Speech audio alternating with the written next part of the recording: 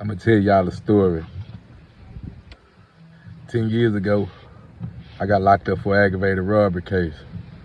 I lost my mama. I lost my sister while I was gone. Before I went in, I was on them handlebars real bad, man. I'm talking about real bad.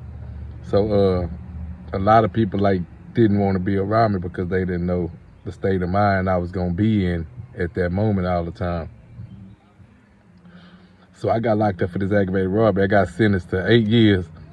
While I was down there, I picked up a lot of trades, you know what I'm saying, like construction, carpentry. I'm a certified carpenter, food service. Like if I was to work at any type of food place, I could be the manager or whatever. And I also got this barbering trade or whatever. But I was getting visits from my people, whatever, every now and then. But basically, I did that 7 years, kind of tight, man. You know what I'm saying? Without just too many visits like that, cause know what I'm saying? I was kind of far, but I ain't gonna even let that be no excuse, man. I ain't just getting no motherfucking visits like that, man.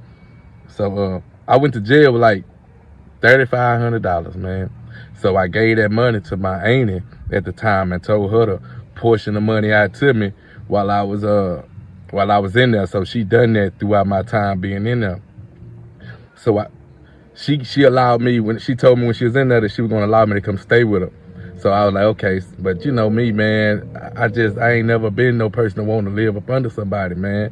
So I got out the day before my birthday, December the 16th, 2017. You know what I'm saying?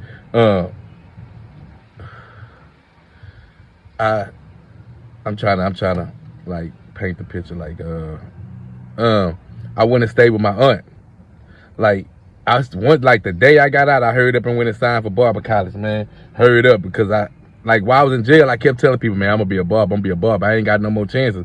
I ain't got no more chances out here, man, because anything I do gonna be treated as 3G because I got this aggravated robbery. So anything, if I get a 2-year sentence, I ain't got no short way, so they gonna treat it as 3G. 9 times 10, I might have to do the whole sentence. So my auntie allowed me to come stay with her. I went to barber college. I promise, man, I didn't miss a day.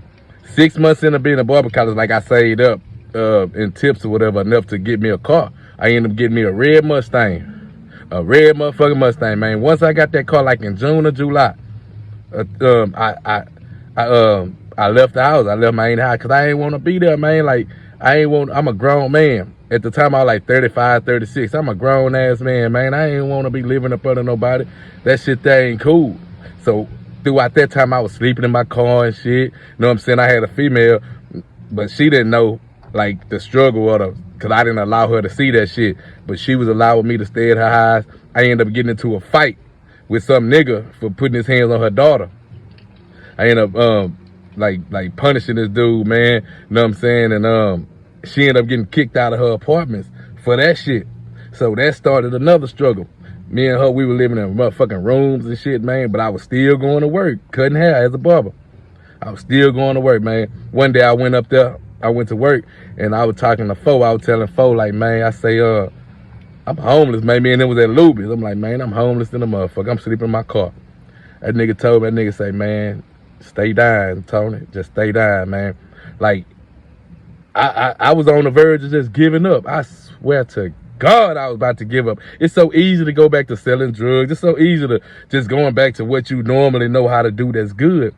But it's hard to do something that's positive and something that's legal. It's hard, man. Let's see if I could do that, man. God allowed me to stay down. 2020, man. Before 2020, I started slowly but surely, you know what I'm saying, picking up the pace with this barbering and shit, man. But I was still kind of damn, where this money gonna come from, man? I gotta find a spot to stay. So I went and asked my aunt. I was like, man, look, I need somebody to put their name on me to give me an apartment. She ended up doing that shit. Mind you, my auntie really ain't fuck with me like that at the time, because I told you I was on the handlebar, so people really ain't. So she was really going off of faith, man, and just did that shit, man. I end up getting an apartment. Finally got that motherfucker, man. I'm back in the barbershop, hustling.